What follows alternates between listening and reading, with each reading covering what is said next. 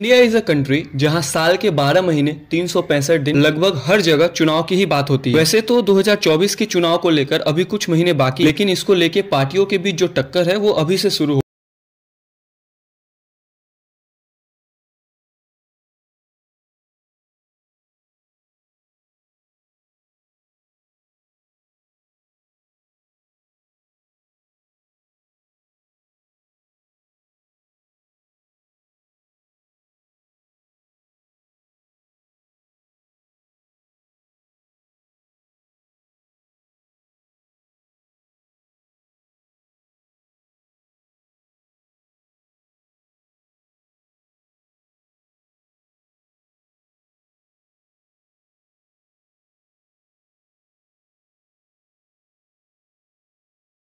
BJP की अगुवाई वाले एनडीए के जवाब में देश की अपोजिशन पार्टियों ने मिलकर एक गठबंधन बनाया है और इस गठबंधन का नाम रखा है इंडिया। जी हाँ, इंडिया का फुल फॉर्म है Indian national democratic inclusive alliance.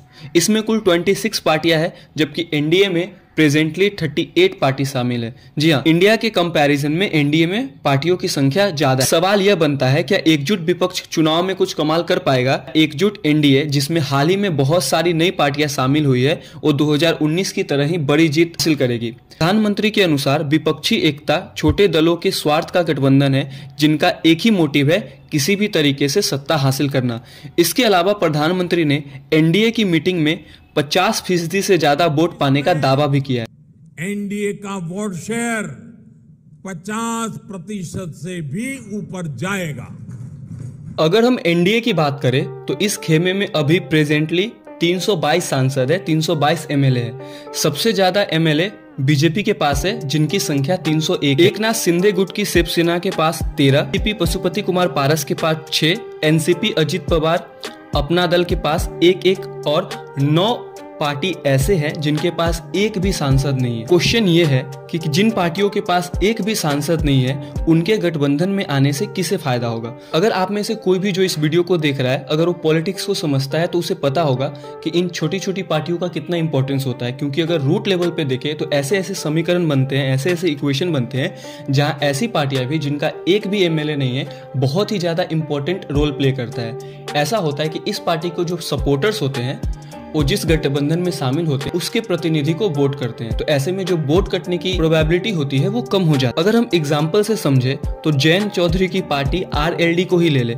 RLD के पास एक भी मेंबर ऑफ पार्लियामेंट नहीं है, विधानसभा में भी केवल 6 ही सदस्य है। लेकिन आरएलडी का जो प्रभाव है वो न केवल यूपी बल्कि हरियाणा के भी कुछ वीडियो में स्टेट वाइज कंपैरिजन करेंगे कि किस स्टेट में किस पार्टी को एज है। लोकसभा की सबसे ज्यादा 80 सीटें यूपी से आती है।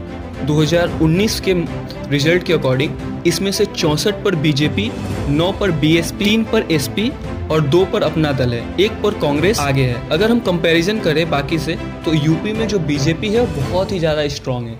तो अगर यहाँ पे कोई गठबंधन भी होता है, क्योंकि समाजवादी पार्टी अभी इंडिया गठबंधन में नहीं आई है, तो अगर यहाँ पे गठबंधन में आती भी है तो यूपी में बीजेपी को हराना बहुत मुश्किल है। यूपी के बाद सबसे ज्यादा सीटें महाराष्ट्र में। 2019 में शिवसेना और भाजपा ने मिलकर चुनाव लड़ा था, तब भाजपा को 23 सीटें मिली थी और शिवसेना को 18, एनसीपी को 4 और कांग्रेस को 1। लेकिन अभी के सिनेरियो की बात करें तो अभी शिवसेना और एनसीपी दोनों टूट गई और एनसीपी और शिवसेना दोनों के कुछ एमएलए अभी बीजेपी के साथ है। तो अगर यहाँ पे हम लोग कंपैरिजन करें तो अभी जो उद्धव गुट की शिवसेना है वो कांग्रेस के साथ गठबंधन में है और हाफ एनसीपी भी इसके साथ है। तो यहाँ पे कुछ टक्कर तो एनडीए को मिल सकता है इंडिया से, लेकिन अगर एज की बात करें तो महाराष्ट्र में भी एनडीए बहुत ज्यादा स्ट्रांग है।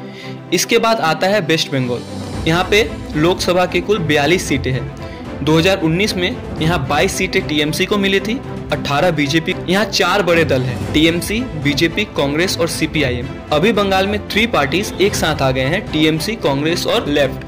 तो अगर हम बाकी राज्यों से बंगाल की तुलना करें तो यहाँ पे जो चुनावी मुकाबला है वो काफी टक्कर का होगा। यहाँ पे किसी को भी एज मिल सकता है, पर प्रेजेंटली देखिए तो इंडिया यहाँ पे थोड़ा स्ट्रांग दिखता है। वेस्ट बंगाल के बाद अब हम आते हैं बिहार में। तो बिहार में लोकसभा की कुल 40 सीटें हैं। लास्ट टाइम एनडीए को 40 में से 39 सीटें जीती थी, तब एनडीए में बीजेपी, जेडीयू और एलजेपी शामिल थे। बीजेपी को 17 सीटें मिली थी, जेडीयू को 16 और लोजपा यानी एलजेपी को 6। और कांग्रेस को 1 सीट मिली थी, आरजेडी का खाता नहीं खुला था। लेकिन इस बार की बात करें तो इस बार जेडीयू, आरजेडी, कांग्रेस, सीपीआईएम सब एक साथ है इंडिया के गठबंधन में, और दूसरी ओर बीजेपी, एलजेपी और छोटे छोटे कोई दल शामिल है। तो यहाँ भी टक्कर का मुकाबला है, लेकिन ऐसा ग्राउंड रूट के जो जर्नलिस्ट है वो बोल रहे हैं कि यहाँ पे एनडीए कुछ कमाल कर सकती है। बिहार के बाद जो सबसे ज्यादा सीटें हैं वो है तमिलनाडु में। यहाँ पे लोकसभा की कुल 39 सीटें हैं। 2019 में सभी सीटें डीएमके ने जीती थी, जो अभी इंडिया गठबंधन का हिस्सा है।